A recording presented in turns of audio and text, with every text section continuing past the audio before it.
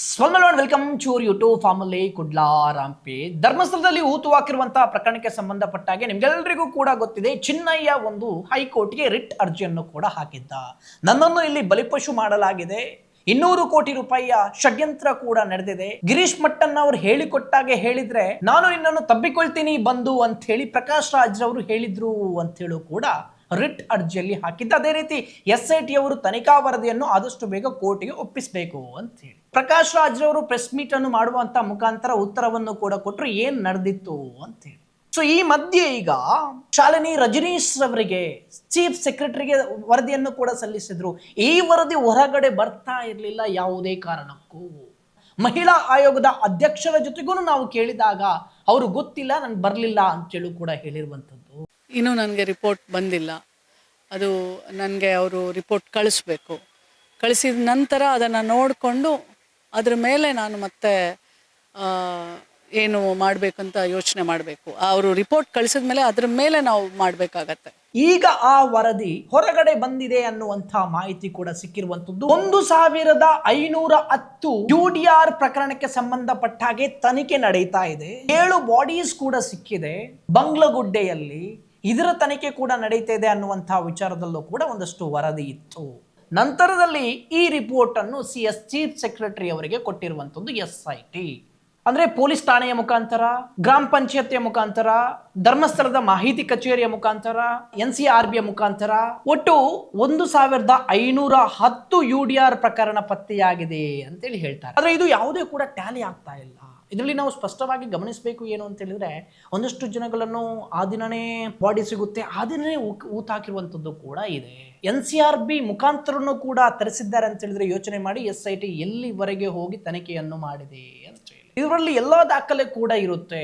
Police ಠಾಣೆಯಲ್ಲಿ ಇದ್ದಂತಹ ದಾಖಲೆ ಡಿಸ್ಟ್ರಿಕ್ಟ್ ಪೊಲೀಸಿಗೆ ಹೋಗುತ್ತೆ, ಡಿಸ್ಟ್ರಿಕ್ಟ್ ಪೊಲೀಸಿಂದ ಸ್ಟೇಟ್ ಪೊಲೀಸಿಗೆ ಹೋಗುತ್ತೆ, ಸ್ಟೇಟ್ ಪೊಲೀಸಿಂದ NCRBಗೆ ಹೋಗುತ್ತೆ, ನ್ಯಾಷನಲ್ ಕ್ರೈಮ್ ರೈಟ್ ಬ್ಯೂರೋಗೆ ಹೋಗುತ್ತೆ. ಸೊ ಅಲ್ಲಿ ಎಲ್ಲನೂ ಕೂಡ ಇರುತ್ತೆ. 2009ರಲ್ಲಿ ಮುಖದ ಮೇಲೆ ಆಸಿಡ್ ಹಾಕಿ ಗುರುತು ಸಿಗದ ರೀತಿಯಲ್ಲಿ ರಸ್ತೆ ಬದಿಯಲ್ಲಿ ಒಂದು ಶವವನ್ನು ಕೂಡ ಬಿಸಾಡಲಾಗಿತ್ತು ಅಂತೇಳಿ. ಕೆಳಗಡೆ ಏನೋ ಮನೆ ಇದೆ, ಅದರ ಮೇಲೆ ಒಂದು ಫುಟ್ಪಾತ್ ಇದೆ, ಅದರ ಫುಟ್ಪಾತ್ ಮೇಲೇನೆ ಏನೋ ಆಸಿಡ್ ಹಾಕಿ ಬಿಸಾಡಿದ್ರು ಅಂತೇಳಿ. ಅದರ ಮುಖದ ಮೇಲೆ ಏನೋ ಪೇಪರ್ ಇತ್ತು ಅಂತ ಹೇಳಿ ಕೇಳ್ಪಟ್ಟೆ ನಾನು. ಅದರ ಕೂಡ ತನಿಖೆ ನಡೀತಾ ಇದೆ ಅಂತೇಳಿ. ಕೆಲವೊಂದಷ್ಟು ಜನ ಹೇಳ್ತಾರೆ ಏನು ಅಂತ ಹೇಳಿದ್ರೆ, ಅದು ಮಂಗಳೂರಿನ ನಂದಿಗುಡ್ಡೆಯಲ್ಲಿ ಅದನ್ನು ಹೂತಾಕಿದ್ದು ಅಂತೇಳಿ. ಎಷ್ಟು ಸರಿ ಎಷ್ಟು ತುಳ್ಳು ಅಂತೇಳಿ ಗೊತ್ತಿಲ್ಲ. ಯಾಕಂತ ಹೇಳಿದ್ರೆ ಆಂಬುಲೆನ್ಸ್ ಡ್ರೈವರ್ ಕೂಡ ಆ ಟೈಮಲ್ಲಿ ನಮ್ಗೆ ಹೇಳಿದ್ರು ನಂದಿಗುಡ್ಡೆಯಲ್ಲಿ ಹೂತಾಕಿರುವಂತಹ ವಿಚಾರ. ನೇತ್ರಾವತಿ ನದಿ ಬಿಟ್ಟು ಡ್ಯಾಮ್ ಬಿಟ್ಟು ಬೇರೆ ಬಂಗ್ಲಗುಡ್ಡ ಆಗಿರ್ಬೋದು ಅಥವಾ ಬೇರೆ ಪ್ರದೇಶದಲ್ಲಿ ಏನಾದರೂ ಹೆಣವನ್ನು ಕೊಂಡೋಗಿದ್ದೀರಿ? ಮಹಾನಗರ ಪಾಲಿಕೆ ಇದರಲ್ಲಿ ನಂದಿಗುಡ್ಡೆ ಅಂತ ಹೇಳುವ ಇದರಲ್ಲಿ ಶವವನ್ನು ದಫನ ಮಾಡ್ತಾ ಇದ್ರು, ಯಾರು ಪೊಲೀಸ್ನವರ ಸಮ್ಮುಖದಲ್ಲಿ. ಸೊ ಇದನ್ನೇ ಹಾಕಿದ್ದಾರಾ ಬೇರೆ ಹಾಕಿದ್ದಾರಾ ಅನ್ನುವಂತ ವಿಚಾರದಲ್ಲೂ ಕೂಡ ಗೊತ್ತಿಲ್ಲ. ಒಂದು ಒಳ್ಳೆ ಕೇಸ್ ಆಕ್ಚುಲಿ. ಅವರ ಮುಖದ ಮೇಲೆ ಗುರುತು ಸಿಗಬಾರ್ದು ಅಂತೇಳಿ ಆಸಿಡ್ ಹಾಕಿದ್ದಾರೆ, ಗೊತ್ತಿಲ್ಲ. ಅಂದ್ರೆ ಅಲ್ಲಿಯ ಸ್ಥಳೀಯರು ಹೇಳೋ ಪ್ರಕಾರ ಏನೋ ರೇಪ್ ಮಾಡಿ ಬಿಸಾಡಿದ್ದಾರೆ, ನಂತರದಲ್ಲಿ ಅವಳ ಗುರುತು ಸಿಗಬಾರ್ದು ಅಂತ ಹೇಳಿ ಅವಳ ಮುಖಕ್ಕೆ ಆಸಿಡ್ ಹಾಕಿದ್ದಾರೆ ಅನ್ನುವಂಥದ್ರಲ್ಲಿ. ಸೊ ಎಷ್ಟು ಸತ್ಯ ಎಷ್ಟು ಸುಳ್ಳು ಅಂತೇಳಿ ಗೊತ್ತಿಲ್ಲ. SIT ತನಿಖೆಯ ನಂತರ ಖಂಡಿತವಾಗ್ಲೂ ಅದು ಕೂಡ ಬಯಲಿಗೆ ಬರಬೇಕಾಗಿದ್ರೆ. ಆ ಟೈಮಲ್ಲಿ ಆರೋಪಿಗಳನ್ನು ಅರೆಸ್ಟ್ ಮಾಡಿದ್ರು, ಬಟ್ ಅವರನ್ನು ಬಿಟ್ಟಿದ್ದಾರೆ. ಯಾವ ಕಾರಣಕ್ಕೆ ಬಿಟ್ಟಿದ್ದಾರೆ ಅಂತ ಹೇಳಿ ಗೊತ್ತಿಲ್ಲ. SIT ಸರಿಯಾಗಿ ತನಿಖೆ ಮಾಡಿದ್ರೆ ಖಂಡಿತವಾಗ್ಲೂ ಸಿಗ್ಬೋದು. ಮತ್ತೊಂದು ಏನು ಅಂತ ಹೇಳಿದ್ರೆ, 2010ರಲ್ಲಿ ಶರಾವತಿ ಲಾಡ್ಜಲ್ಲಿ ಮಹಿಳೆಗೆ ಬಟ್ಟೆ ತುರುಕಿ ಕೊಲೆ ಮಾಡಿದೆ ಅನ್ನುವಂಥ ಒಂದು ಪ್ರಕರಣ ಇದೆ ಅಂತೆ. ಸೊ ಇದನ್ನೂ ಕೂಡ ತನಿಖೆ ನಡೆಸ್ತಾ ಇದೆ SIT ಅಂತೇಳಿ. ಸೊ ಅದರ UDR ನಮಗೆ ಸಿಕ್ಕಿದೆ, ಅದೇನಾ ಅಂತೇಳಿ ಗೊತ್ತಿಲ್ಲ, ಮೋಸ್ಟ್ಲಿ ಅದೇ ಅಂತೇಳಿ ಅನ್ಸುತ್ತೆ. ಅದನ್ನು ನೋಡಿದಾಗ ನಿಮಗೆ ಗೊತ್ತಾಗೋದು ಏನು ಅಂತ ಹೇಳಿದ್ರೆ, 6/4/2010 ಧರ್ಮಸ್ಥಳದಲ್ಲಿನ ಶರಾವತಿ ವಸತಿ ಗೃಹದಲ್ಲಿ ಅಪರಿಚಿತ ಮಹಿಳೆಯ ಕೊಲೆಯಾದ ಆಕೆಯ ಮೃತದೇಹ ನಗರ ಪಂಚಾಯತ್ ನವರಿಗೆ ದಫನ ಮಾಡುವ ಬಗ್ಗೆ ಅಂತೇಳಿ ಪತ್ರವನ್ನು ಕೂಡ ಬರೀತಾರೆ. ಅಂದ್ರೆ 6/4/2010 ಮೃತಪಟ್ಟ ಒಬ್ಬ ಮಹಿಳೆಯ ಶವ ಏನಿದೆ ಅದು ಕೂಡ ಶರಾವತಿ ಲಾಡ್ಜ್ ಅಲ್ಲಿ. ಸೊ ಅದು ಕೂಡ ಕೊಲೆಯಾದದ್ದು ಅಂತೇಳಿ ಕೂಡ ಬರೀತಾರೆ. ಕೊಲೆಯಾದದ್ದು ಆದ್ರೆ ಯಾವ ರೀತಿಯಾಗಿ ತನಿಖೆ ಮಾಡಬೇಕು, ನೆಕ್ಸ್ಟ್ ಡೇನೆ ಏನಾದರೂ ಅದನ್ನು ಹೂತು ಹಾಕೋಕೆ ಇದೆಯಾ, ಪೋಸ್ಟ್ ಮಾರ್ಟಮ್ ಮಾಡಬೇಕು, ಮೋರ್ಚರಿಯಲ್ಲಿ ಇಡಬೇಕು, ಅಡ್ವರ್ಟೈಸ್ಮೆಂಟ್ ಕೂಡ ಕೊಡಬೇಕು, ಇದನ್ನೆಲ್ಲ ಏನು ಮಾಡಿಲ್ಲ ಅಂತೇಳಿ ನಂಗೆ ಅನಿಸ್ತು. 2010ರಲ್ಲಿ ಅವಳು ಶರಾವತಿ ಲಾಡ್ಜ್ಗೆ ಬರ್ತಾಳೆ, ಏನಾದರೂ ಒಂದು ಮೊಬೈಲ್ ಫೋನ್ ಇಡುತ್ತೆ ಅಥವಾ ID ಕೊಟ್ಟಿರ್ತಾಳೆ, ಒಂದು ಫೋನ್ ನಂಬರ್ ಆದ್ರೂ ಇರುತ್ತೆ, ರಿಜಿಸ್ಟರ್ ಮಾಡ್ತಾರೆ, ಅಟ್ಲೀಸ್ಟ್ ಒಂದು ಬುಕ್ಕಲ್ಲಾದರೂ ಬರೀತಾರೆ ಎಲ್ಲಿಂದ ಬಂದಿದ್ದಾರೆ ಏನು ಎತ್ತ ಅಂತೇಳಿ. ಸೊ ಇದರ ತನಿಖೆ ಕೂಡ ನಡೀತಾ ಇದೆ ಅನ್ನುವಂತಹ ವಿಚಾರದಲ್ಲಿ SIT ಅವರು ಕೊಟ್ಟಂತಹ ವರದಿಯಲ್ಲಿ ಇದೆ ಅಂಥೇಳಿ BLR ಪೋಸ್ಟ್ನಲ್ಲೂ ಕೂಡ ವರದಿಯಾಗಿದೆ. ಏನು ಶರಾವತಿ ಲಾಡ್ಜಲ್ಲಿ ಸತ್ತಿದ್ದಾಳೆ ಅಥವಾ ಕೊಲೆಯಾಗಿದ್ದಾಳೆ ಮಹಿಳೆಯದು, ಅವಳ ಪೋಸ್ಟ್ ಮಾರ್ಟಮ್ ರಿಪೋರ್ಟ್ ಕೂಡ ಸಿಗಲಿಲ್ಲ ಅಂತೇಳಿ ಕೂಡ ವರದಿಯಾಗಿದೆ. Something serious. ಅದು ಅಲ್ಲದೆ 2003ರಲ್ಲಿ ನೇತ್ರಾವತಿ ನದಿಯ ಸ್ಥಾನಘಟ್ಟ ಸಮೀಪ 35ರಿಂದ 45 ವರ್ಷದ ವ್ಯಕ್ತಿ ಮತ್ತು 10ರಿಂದ 12 ವರ್ಷದ ಶವಗಳು ಪತ್ತೆಯಾದ ಪ್ರಕರಣ, ಇದರ ತನಿಖೆ ಕೂಡ ನಡೀತಾ ಇದೆ ಅನ್ನುವಂಥ ಮಾಹಿತಿ.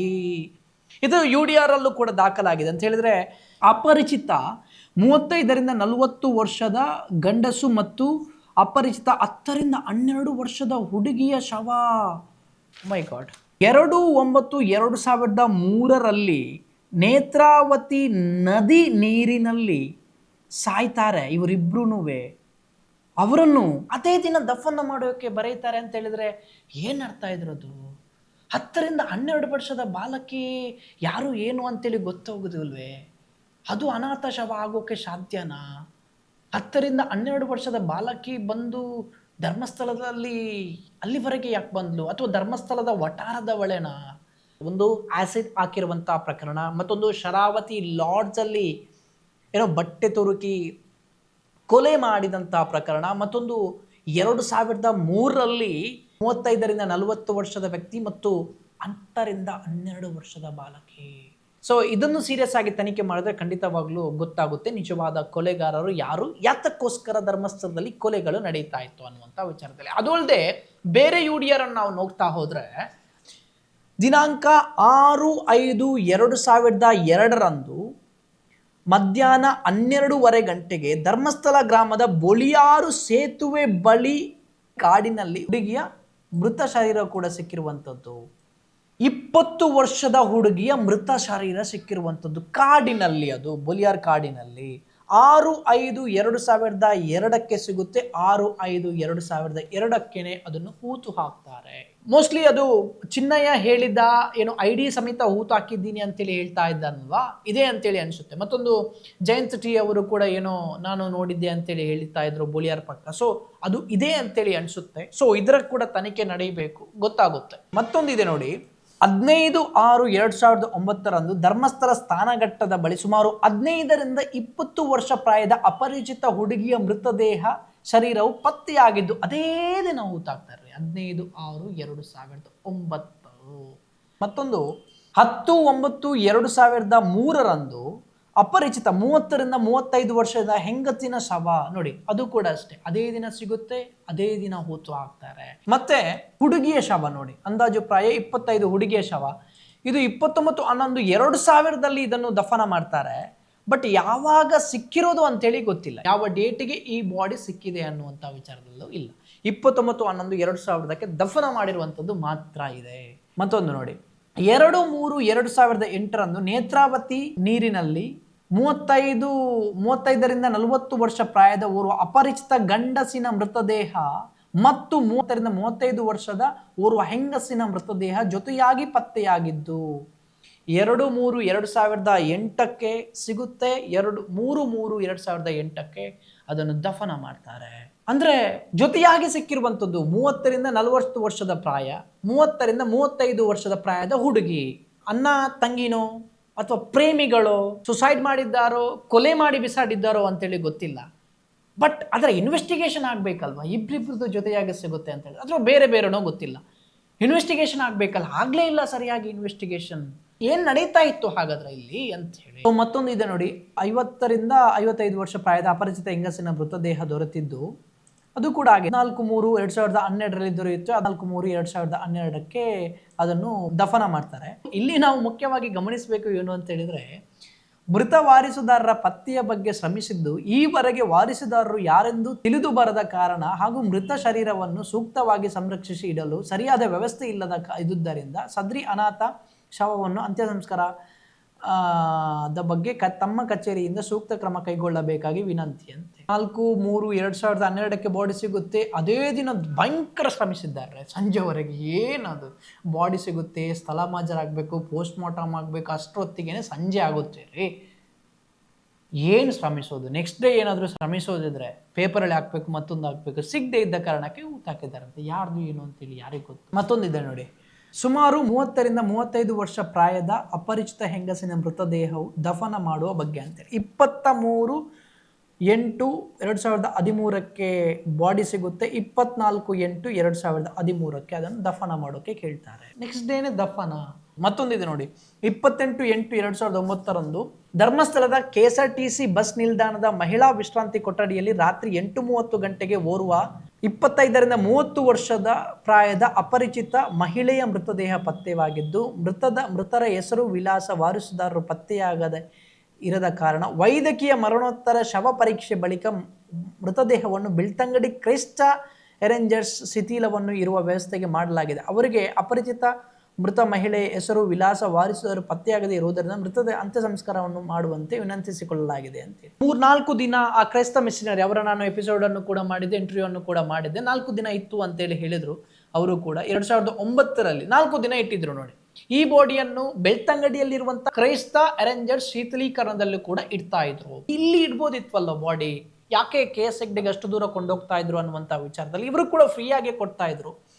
ನಾನು ಅವರ ಇಂಟರ್ವ್ಯೂ ಅನ್ನು ಕೂಡ ಮಾಡಿದ್ದೆ. ಪೊಲೀಸರೇ ಕರ್ಕೊಂಡು ಬಂದಿದ್ರು, ಅವರು ತಗೊಂಡೋದ್ರು. ಯಾವ ರೀತಿ ತಗೊಂಡೋದ್ರು?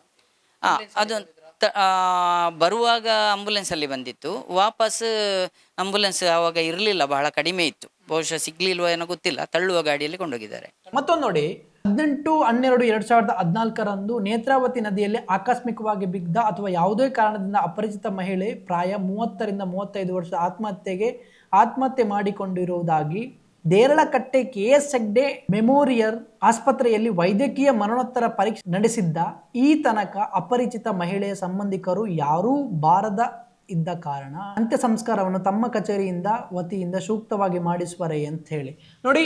18/12/2014 ಬಾಡಿ ಸಿಗುತ್ತೆ. 24 ದೇರಳಕಟ್ಟೆಯ KS ಹೆಗ್ಡೆಯಲ್ಲಿ ಇಡ್ತಾರೆ 6 ದಿನಗಳ ಕಾಲ. ನೋಡಿ, ಉದಾಹರಣೆ ಇದೆ, ಇಟ್ಟಿರುವಂಥ ಉದಾಹರಣೆ ಇದೆ. 6 ದಿನಗಳ ಕಾಲ ಮೃತದೇಹ ಸಿಕ್ಕಿರುವಂಥ ಟೈಮಲ್ಲಿ. ಬಟ್ ಬೇರೆ ಬಾಡಿಯನ್ನು ಯಾಕೆ ಇಡ್ತಾ ಇರಲಿಲ್ಲ? 12 ವರ್ಷದ ಒಬ್ಳು ಬಾಲಕಿದ್ದು ಸಿಕ್ಕಿದೆ, 15ರಿಂದ 20 ವರ್ಷದ್ದು ಅಲ್ಲಿ ಬೊಳಿಯಾರಲ್ಲಿ ಸಿಕ್ಕಿರುವಂಥ ಬಾಡಿ, ಅದನ್ನೆಲ್ಲ ಯಾಕೆ ಇಡ್ತಿರಲಿಲ್ಲ? ಆ ದಿನನೇ ಹೂತಾಕುವಂಥದ್ದು, ಆ ದಿನನೇ ಬಾಡಿ ಸಿಕ್ಕಿರುವಂಥದ್ದು, ಏನು ಅರ್ಥ ಇದ್ರದ್ದು? ಸೊ ಈ ಕಾರಣಕ್ಕಾಗಿ ನಾವು ಪದೇ ಪದೇ ರಿಕ್ವೆಸ್ಟ್ ಮಾಡ್ತಾ ಇರೋದು ಏನು ಅಂತ ಹೇಳಿದ್ರೆ, ದಯವಿಟ್ಟು SITಯನ್ನು ಬಿಟ್ಟು ಬಿಡಿ. ಪ್ರೆಷರ್ ಹಾಕೋಕೆ, ದಿಕ್ಕು ತಪ್ಪಿಸೋಕೆ ಯಾರೂ ಕೂಡ ಹೋಗಬೇಡಿ. ಪೊಲಿಟಿಷಿಯನ್ ಆಗಿರ್ಬೋದು ಅಥವಾ ಯಾರೂ ಕೂಡ ಹೋಗಬೇಡಿ. ಅಲ್ಲಿಗೇನೆ ಮುಚ್ಚಿ ಹೋಗಿರುವಂಥ ಪ್ರಕರಣಗಳು ಇವುಗಳೆಲ್ಲ ಕೊಲೆಯಾಗಿ ಅದರ ಸರಿಯಾಗಿ ತನಿಖೆ ನಡೆಯದೆ ಮುಚ್ಚಿ ಹೋಗುತ್ತೆ ಅಂತ ಹೇಳಿದ್ರೆ, ಪೋಸ್ಟ್ ಮಾರ್ಟಮ್ ರಿಪೋರ್ಟ್ ಇಲ್ಲ ಅಂತೇಳಿ ಕೂಡ ವರದಿಯಾಗಿದೆ ಅಂತ ಹೇಳಿದ್ರೆ ಏನು? ಇದರದೆಲ್ಲ ಕೂಲಂಕುಷವಾಗಿ ತನಿಖೆ ಆಗಬೇಕು. ಪದ್ಮಲತಂದು ಪ್ರೊಟೆಸ್ಟ್ ಆಗಿದೆ, ವೇದವಲ್ಲಿದ್ದು ಪ್ರೊಟೆಸ್ಟ್ ಆಗಿದೆ, ಸೌಜನ್ಯದ್ದು ಪ್ರೊಟೆಸ್ಟ್ ಆಗಿದೆ, ಆನೆ ಮಾವುತಂದು ಕೂಡ ಎಲ್ರಿಗೂ ಕೂಡ ಗೊತ್ತಿದೆ. ಅದರಲ್ಲೂ ಕೂಡ ಆರೋಪಿಗಳು ಯಾರು ಅಂತೇಳಿ ಸಿಗ್ಲೇ ಇಲ್ಲ.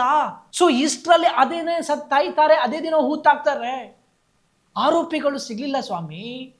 ಇದಕ್ಕೋಸ್ಕರ ನಾವು ಕೇಳ್ತಾ ಇರುವಂಥದ್ದು, SITಗೆ ಫ್ರೀ ಹ್ಯಾಂಡ್ ಕೊಡಿ, ಯಾರೂ ಕೂಡ ಪ್ರೆಷರ್ ಹಾಕೋಕೆ ಹೋಗಬೇಡಿ. ದಯವಿಟ್ಟು ಅವರು ಇದರ ಬಗ್ಗೆ ರಿಪೋರ್ಟ್ ಕೊಡ್ಲಿ, ಏನಾಗಿದೆ ಅಂತೇಳಿ ತನಿಖೆ ಮಾಡಲಿ.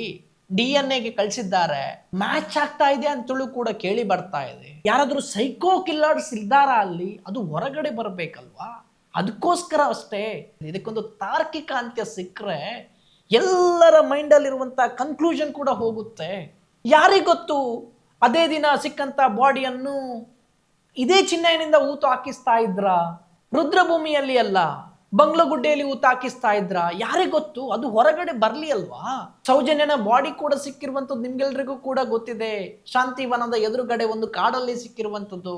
ಒಂದು ವೇಳೆ ಅಲ್ಲಿ ಪ್ರೊಟೆಸ್ಟ್ ನಡೀತಾ ಇಲ್ಲ ಅಂತ ಹೇಳಿದ್ರೆ, ಅಥವಾ ಅಷ್ಟು ಜನ ಸೇರಿಲ್ಲ ಅಂತ ಹೇಳಿದ್ರೆ, ಅದನ್ನು ಕೂಡ ಹೂತಾಕ್ತಾ ಇದ್ರೆ, ಸೌಜನ್ಯ ಅನ್ನುವಂಥ ಹುಡುಗಿ ಹೋಗಿದ್ದಾಳೆ, ಎಲ್ಲಿ ಹೋಗಿದ್ದಾಳೆ, ಕಿಡ್ನಾಪ್ ಆಗಿದ್ದಾಳೆ, ಗೊತ್ತೇ ಇಲ್ಲ ಅಂತೇಳು ಕೂಡ ಇರ್ತಾ ಇತ್ತಲ್ವೇ? ಮನೆಯವರು ಬಂದು ಅಗ್ದು ನೋಡ್ತಾರಾ ಇಲ್ಲಿ ಇದ್ದಾಳೆ ಅಂತ? ಅದಕ್ಕೆ ಹೇಳುವಂಥದ್ದು, ಸೈಕೋ ಕಿಲ್ಲರ್ ಕೂಡ ಇದ್ದಿರಬಹುದು, ಅದು ಪತ್ತೆಯಾಗ್ಲಿ, ಯಾರು ಎತ್ತ ಅಂತ ಹೇಳಿ. ವಿಠಲ್ ಗೌಡ್ರು ಮಹಾಚಾರಿಗೆ ಅಂತ ಹೋದಂಥ ಸಮಯದಲ್ಲಿ ಅವರು ಹೇಳ್ತಾರೆ, ಅಲ್ಲಿ ಒಂದು ಸಣ್ಣ ಬುರುಡೆ ಇತ್ತು, ಮಗುವಿಂದು ಅಂತೇಳಿ ಕಾಣುತ್ತೆ, ಮತ್ತೆ ಬೇರೆ ಬೇರೆ ಬುರುಡೆ ಇತ್ತು, ವಾಮಾಚಾರಕ್ಕೆ ಬಳಸಿದ ಥರ ಇತ್ತು, ಒಂದಷ್ಟು ಮಡಿಕೆಗಳು ಇತ್ತು ಅನ್ನುವಂಥ ವಿಚಾರದಲ್ಲಿ ಏನರ್ಥ? ತುತ್ತು ತುದಿಯಲ್ಲಿ ಮಡಿಕೆ ಬರೋಕೆ ಹೇಗೆ ಸಾಧ್ಯ ಸ್ವಾಮಿ? ತುತ್ತು ತುದಿಗೆ ಮಕ್ಕಳನ್ನು ಹಿಡ್ಕೊಂಡು ಹೋಗ್ತಾರ ಸ್ವಾಮಿ? ಅಯ್ಯಪ್ಪ ಅನ್ನುವಂಥವನ್ನ ಸ್ಟಿಕ್ ಸಿಕ್ಕಿತ್ತು, ಆದಿಶೇಷ ಅನ್ನುವಂಥವನ ಏನು ID ಕಾರ್ಡ್ ಕೂಡ ಸಿಕ್ಕಿತ್ತು, ಅವರ ಮನೆಯನ್ನು ಕೂಡ ಕರೆಸಿದ್ರು SIT ಅವರು. ಸುಮಾರು ಮಿಸ್ಸಿಂಗ್ ಕೇಸ್ ಕೂಡ ಬಂದಂಥದ್ದು ದಾಖಲಾಗಿದೆ. ಕೇರಳ ಅಲ್ಲಿ ಇಲ್ಲಿ ಇಂದ ಬಂದಂಥದ್ದು ಮಿಸ್ಸಿಂಗ್ ಕೇಸ್ ಕೂಡ ದಾಖಲಾಗಿದೆ. ಅದರ ಇನ್ವೆಸ್ಟಿಗೇಷನ್ ನಡೀತಾ ಇದೆ. ಯಾರ ಫ್ಯಾಮಿಲಿಯವರು ಯಾತಕ್ಕೆ ಬಂದಿದ್ದಾರೋ ಯಾತಕ್ಕೆ ಸತ್ತಿದ್ದಾರೋ ಯಾರಿಗೆ ಗೊತ್ತು ರೀ. ಸತ್ಯಾಂಶತೆ ಹೊರಗಡೆ ಬರಬೇಕು ಅನ್ನುವಂಥ ಉದ್ದೇಶ ಅಷ್ಟೇ. ಪಂಚಾಯತಿಯವರು ಯಾಕೆ ಹೀಗೆ ಮಾಡಿದ್ರು, ಪೊಲೀಸರು ಯಾಕೆ ಹೀಗೆ ಮಾಡಿದ್ರು ಗೊತ್ತಿಲ್ವಾ ಇವರಿಗೆ ಪ್ರೊಸೀಜರ್? ಅಥವಾ ಯಾರಾದರೂ ಮಾಡಿಸಿದ್ರಾ? ಹೊರಗಡೆ ಬರಲಿ. ಪ್ಲಾಸ್ಟಿಕ್ ಬುರುಡೆ ಹೇಳಿದ್ರಿ, ಫಾರಿನ್ ಫಂಡ್ ಹೇಳಿದ್ರಿ, ಕೇರಳದ ಕೈವಾಡ ಹೇಳಿದ್ರಿ, ಜಿಹಾದಿ ಕೈವಾಡ ಹೇಳಿದ್ರಿ, ಕ್ರಿಶ್ಚಿಯನ್ ಮಿಷನರಿ ಹೇಳಿದ್ರಿ, ಏನು ಪ್ರೂವ್ ಮಾಡೋಕ್ಕಾಗಿಲ್ಲ. 200 ಕೋಟಿ ಹೇಳ್ತಾ ಇದ್ರಿ, ಅದನ್ನು ಕೂಡ ಪ್ರೂವ್ ಮಾಡೋಕ್ಕಾಗುತ್ತಾ? ಮತ್ತಿನ್ನೇನೋ ಹೇಳ್ತೀರಾ ಅನ್ನುವಂಥ ವಿಚಾರದಲ್ಲೂ ಗೊತ್ತಿಲ್ಲ ರೀ. ಸೊ ಹಾಗಾಗಿ ಇಡೀ ಜನತೆಗೆ ನಾನು ಹೇಳುವಂಥದ್ದು, ದಯವಿಟ್ಟು ಯಾರು ಏನು ಹೇಳಿದ್ರೂ ಕೂಡ ಕಿವಿ ಕೊಡೋಕೆ ಹೋಗಬೇಡಿ. ಅದರಲ್ಲಿ ನಮಗೆ ಬೇಕಾಗಿರುವಂಥದ್ದು ಅಂತ ಹೇಳಿದ್ರೆ ಸತ್ಯ ಹೊರಗಡೆ ಬರಬೇಕು, ಯಾರು ಮಾಡಿದ್ದಾರೆ ಅನ್ನುವಂಥದ್ದು ಬೇಕು. ಈ ರೀತಿಯಾಗಿ ಆಗೋಕ್ಕೆ ಕಾರಣ ಏನು ಅಂತೇಳು ಕೂಡ ಬೇಕು.